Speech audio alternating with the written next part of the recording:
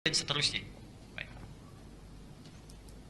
Saya berikan beberapa dalil dulu untuk pegangan. Ya. Misal nanti hadis riwayat Muslim, kebanyakan di Muslim. Nomor hadis 730 itu dari Huzaifah al-Yamani.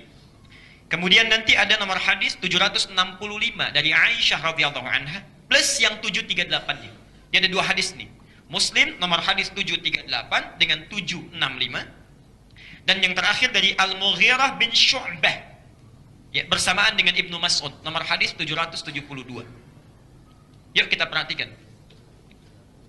Kita ambil sahabat Nabi dulu, yang paling bagus bacaan Qur'annya, dekat dengan Nabi, sampai kadang-kadang dimintakan oleh Rasulullah untuk membaca Qur'an. Nanti kalau Bapak Ibu belajar ilmu Al-Quran, hadis ini sering disampaikan. Ada dua sahabat yang terkenal suaranya indah. Yang pertama Abdullah bin Mas'ud, sampai Rasulullah pernah minta dibacakan Qur'an. Yang kedua Ubay bin Ka'ab. Ubay bin Ka'ab itu sedang baca Quran sampai Nabi dengan Aisyah radhiyallahu anha istri beliau itu sampai mendengar-dengar begini sampai selesai, berjam-jam itu mendengarkan sampai selesai bacaan Qurannya. Masya Allah. Nanti kita bahas di lain waktu ya. Poinnya perhatikan, Al-Mughirah bin Syu'bah pernah menyampaikan kesaksian plus Hudzaifah al-Yamani dengan Abdullah bin Mas'ud. Kami pernah sholat di belakang Rasulullah sallallahu alaihi wasallam saat beliau hari-hari pertama sholat di masjid itu bermakmum ketiganya. Perhatikan kata Abdullah bin Mas'ud. Rasulullah sallallahu alaihi wasallam ketika takbir, selesai Fatihahnya membaca 100 ayat, rakaat pertama 100 ayat surah Al-Baqarah. Seorang nabi, rasul, yang dijamin masuk surga, bebas dari kesalahan, surga tingkat tinggi. Rakaat pertamanya 100 ayat surah Al-Baqarah. Kata Abdullah bin Mas'ud, saya menduga akan ruku, ternyata masih nyambung, belum selesai ceritanya. Ternyata bukan 100 ayat, nyambung lagi. Sampai Ali Imran, saya duga ternyata akan ruku, ternyata nyambung lagi. Berakhirnya baru di An-Nisa, ayat 176. Jadi satu surat. Satu surat. Rasulullah SAW, seorang Nabi dan Rasul, sholat qiyamnya itu, rakaat pertama minimal 5 juz 4 halaman. 4 halaman. Sampai An-Nisa ayat 176. Masya Allah. Kata Abdullah bin Mas'ud, saya duga akan ruku, ternyata terus lagi. Saya duga akan ruku, ternyata terus lagi. Besoknya mereka nggak ikutan lagi. Nabi sudah sendirian dan pulang ke rumah. Nggak ikutan lagi. Bukan capek maksudnya. Tapi kata Abdullah bin Mas'ud, perhatikan kesaksiannya. Saya khawatir kurang khusyuk karena terus menduga ini Nabi kapan rukunya. Akan ruku tidak lagi. Akan ruku tidak lagi. Saya khawatir punya prasangka tidak baik pada diri saya. Itu kata Abdullah bin Mas'ud. Jelas sampai sini? Nah, sekarang perhatikan. Hati-hati yang senang dengan sunnah Nabi.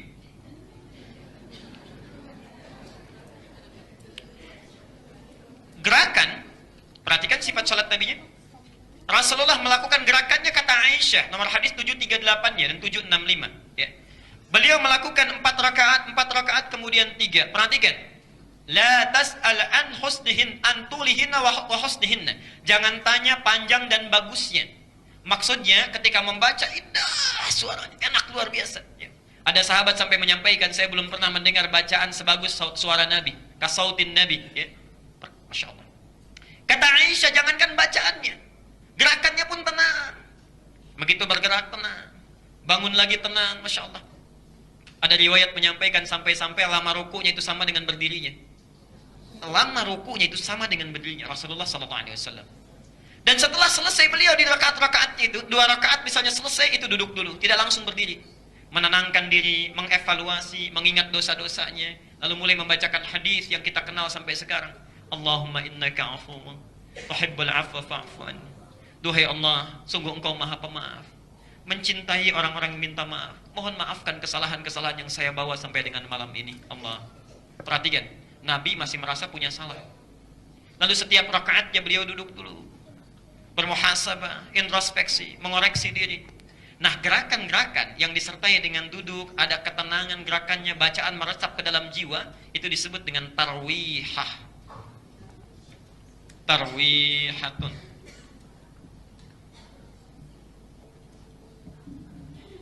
Kalau 1 kali, kalau 2 kali, 3 kali, 4 kali, dan tadi Rasulullah sampai dengan 11 kali, Masya Allah, dijamakkan menjadi tarawih. Nggak pakai oh. Tarawih. Nah, lihat Jadi tarawih itu sebetulnya bukan nama sholat, tapi sifat sholat.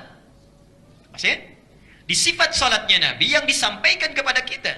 Kalau kita ingin sholat seperti Nabi qiyamnya, maka mohon satu bacaannya itu baca yang tenang, kata Aisyah. Kalau bisa panjang diperpanjang. Sudah nggak pernah ke masjid, jarang baca Quran, masuk ke masjid mau tarawih masih protes juga, satu halaman kepanjangan. Ya. Padahal itu cuma satu ayat. Al-Baqarah 282 kan? Itu satu ayat, itu satu halaman. Kepanjangan, pengen dipotong juga. Ya Allah. Kapan lagi mau ibadahnya? Ya. Ayo baca yang nikmat, tapi poinnya adalah ketenangan, ketentraman. Setiap duduknya diam dulu, baru bangun lagi. Itulah tarawih. Nah, para sahabat mempopulerkan istilah ini, bukan qiyamnya, ingin betul memastikan bahwa sholat kita itu seperti sifat sholat Nabi SAW. Jangan tergesa-gesa bacaannya, jangan tergesa-gesa gerakannya. Ya. Jadi kalau misalnya mohon maaf, ya sifat-sifat sholat yang bukan terlalu cepat, terlalu kilat. Ya. Allahu Akbar, Allahu Akbar, Allahu Akbar, Allahu Akbar, Allahu Akbar, Allahu Akbar. 20 rakaat 15 menit. Itu bukan tarawih namanya. Bukan tarawih, bukan tarawih. Ya. Dan secara fikih bermasalah, minimal harus diulang. Secara fikih bermasalah. Bagaimana bisa khusyuk, bagaimana bisa tumakninah, bagaimana gerakan bisa baik, itu sudah melanggar ketentuan Rasulullah sallallahu alaihi wasallam. Perhatikan, saya teruskan dulu. Jadi ini kenapa disebut dengan tarawih, untuk memberi petunjuk kepada kita, berapapun rakaat yang dilakukan tunaikan dengan tentram, nyaman. Nabi berapa rakaat? Rakaat pertamanya 5 juz 4 halaman. Itu yang sifat sholat Nabi. Sunnah Nabinya, maksud poinnya itu agak diperpanjang, tenang bacaannya. Jelas? Oke? Nah, sekarang saya teruskan dulu. Pada zaman Umar ibn al-Khattab, ini sahabat ketika meriwayatkan ini, mereka punya kebiasaan ini, sudah paham. Dilakukan, diikuti Rasulullah. Ya. Pindah hadisnya, Al-Bukhari nomor hadis 2009 plus 2010. Al-Bukhari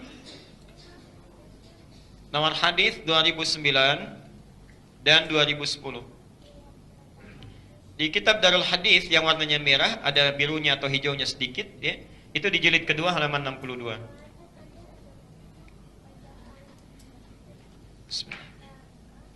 Perhatikan. Sahabat terbiasa meniru sifat salat Nabi, terutama dua imam besar tadi, baik Abdullah bin Mas'ud ataupun Ubay bin Ka'ab dan sahabat yang lain.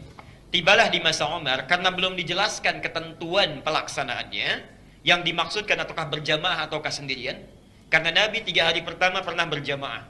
Nabi datang, sahabat ikut. Hari berikutnya tambah banyak, hari berikutnya tambah banyak. Sehingga Nabi memutuskan saya sholat di rumah. Bukan ingin melarang jamaah, tapi khawatir sholat itu jadi wajib.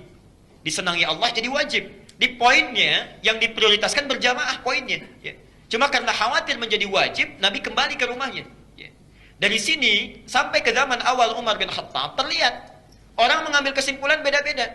Ada yang menyimpulkan berjamaah begitu masuk masjid, ada sebagian berjamaah, sebagian sendiri-sendiri. Jadi nggak beraturan. Ya. Ada yang berjamaah di pojok kanan, jamaah kiri di belakang sendirian, ya masing-masing. Umar tidak nyaman melihat itu. Saya persingkat saja di dua hadis ini, nomor hadis 2009 dan 2010 di Al-Bukhari. Kemudian Umar berinisiatif berijtihad. Dikembalikan kepada ketentuan yang pertama, yang 3 hari Nabi di masjid itu, ya. Masya Allah, dihimpun jadi satu, semua masjid di masjid berjamaah, yang sanggup ke masjid.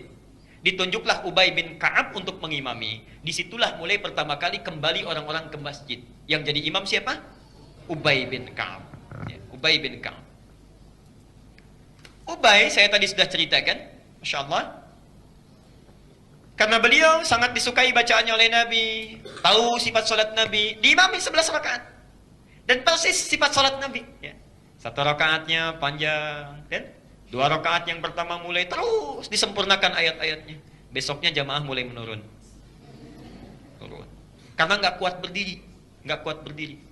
Akhirnya dilihat oleh Umar, kenapa begini? Oh, nggak kuat berdiri, terlalu lama berdirinya. Umar melihat lagi bagaimana caranya supaya mereka tetap berjamaah ke masjid. Suratnya tetap sama jumlahnya, misal 30 juz juga, ya, 30 juz, tapi kuat berdirinya. Maka Umar kemudian mendalami hadis yang di Muslim tadi nomor hadis 749, yang saat Nabi menyampaikan salatul laili matna, ya, salat malam minimal 2-2. Tidak ada batas. Tapi kalau fajar mau datang, segera witir 1 rakaat. Jelas sampai sini? Maka Umar menempuh cara. Misal, kalau 5 juz 4 halaman dibaca dalam 1 rakaat, rakaat pertamanya maksudnya, orang kecapean berdiri, bagi 2, jadikan 2 rakaat. Masih? 5 juz 4 halaman bagi 2. Ya, kira-kira lah, dikira-kira saja. 2,5 juz misalnya. 2,5 juz 2 halaman misal. Ya. Jadi setiap 1 rakaatnya 2,5 juz. Tapi konsekuensinya rakaat bertambah. Ya. Yang 1 menjadi 2. Mengambil dasar dalil tadi. Ya. Karena Nabi 10 tadi, 10 kan? Ya. Kemudian beliau lakukan itu di tiap rakaatnya, bacanya cukup panjang, dibagi 2 oleh Umar. 10 kali 2 berapa? 20. Dari situlah kemudian jumlah rakaatnya ditambah, tapi bacaannya tetap sama. Itu ijtihadnya Umar bin Khattab. Jadilah kemudian dari situ 20 rakaat plus witirnya. Kadang 1, kadang 3. Sampai sekarang itu diabadikan di Mekah dengan 23 rakaat. Karena presiden yang minta, khalifah yang minta, semua sahabat ikut. Semua sahabat ikut pada masa itu. Tapi tidak menafikan yang 11 itu. Karena nanti ada yang kembali juga 11. Ya. Nah karena itu kita simpulkan, kalau ada orang yang menunaikan 20 rakaat, sebetulnya misi pertamanya bukan ingin memperbanyak jumlah rakaat, misi pertamanya. Awalnya supaya kuat berdiri dengan jumlah bacaan yang sama dibacanya seperti Nabi. Jadi kalau Nabi baca 30 juz misalnya, 20 rakaat pun 30 juz juga. Cuma supaya berdiri nggak kelamaan dibagi 2 ya, jumlah bacaannya. Jelas sampai di sini? Nah, yang di Madinah, aduh, lama juga berdirinya. Imam Malik mengusulkan sudah tambah lagi 36. Masya Allah, ada yang kurang juga 40. Perhatikan para sahabat, tabi'in, salafus soleh, para ulama, mereka ketika ingin menambah rakaat pun motifnya bukan ingin cepat-cepat. Motifnya itu bagaimana salatnya seperti Nabi, masih panjang juga, bisa dikejar dan tidak keluar dari ketentuan yang telah disebutkan oleh Rasulullah. Jadi inilah asalnya di zaman Umar kenapa 11 bisa menjadi 20 dan seterusnya. Di Madinah sampai sekarang 36 ya. Kita mempertahankan yang 11 karena itu bagian dari sifat salat nabinya dari sisi jumlah rakaat, maka tidak ada persoalan di sini. Yang 11, yang 20, yang 36 bahkan 40 silahkan, tapi poin utamanya tunaikan dengan tarawih. Kalau yang 11 rakaat selesainya jam setengah 9 ya. Yang 20 rakaat jam 8 sudah selesai. Itu aneh namanya. Ya, aneh. Tapi lebih aneh lagi, sudah sedikit pengen cepet. Ya, nah ini barangkali penting untuk kita koreksi di sini. Saya pernah mengalami itu, tidak perlu saya sebutkan daerahnya. Ya, di awal-awal saat masih kecil, diimami oleh seorang senior tingkat tinggi, masya Allah, madnya pun mengambil paling panjang, mad arid di sukunnya langsung 6. Padahal sunnahnya kalau sunnah itu banyak rakaatnya ya 2 lah, paling banyak 4. Alhamdulillahi Rabbil Alamin Ar-Rahmanir Rahim. Allah, itu baru rakaat pertama. Begitu waladhdallin selesai, saya masih kecil itu, sudah tegang di belakang. Yasin. Yasin lagi saya pikir. Allahu Akbar. Ini masalah. Itu yang jadi persoalan, ya. Baik, mengambil awal-awal ayat saja itu penting diperhatikan. Ada itu ya di satu wilayah di Turki, ya. Salatnya kilat, ya. Memang benar secara fikih tapi tidak tumaninah, persoalan juga. Qaf, Allahu Akbar. Taha, Allahu Akbar. Jadi kalau pengen begitu ke Turki aja ke sana, ya. Baik. Jelas sampai di sini? Baik. Jadi kita simpulkan dulu salat kita ya, mengikuti sifat salat Nabi sallallahu alaihi wasallam, walaupun tidak ada batasan jumlahnya, kita mencoba mendawami ya apa yang diistiqomahkan oleh Nabi dengan 11 rakaat, tapi sifat salatnya tenang, nyaman, perpindahannya dilakukan dengan cara yang baik. Setuju? Siap mengikuti Nabi? Baik. Imam Al-Ihsan malam ini ya, siap. 1 rakaat 1 juz. Atau mirip-mirip Nabi? Mirip-mirip Nabi.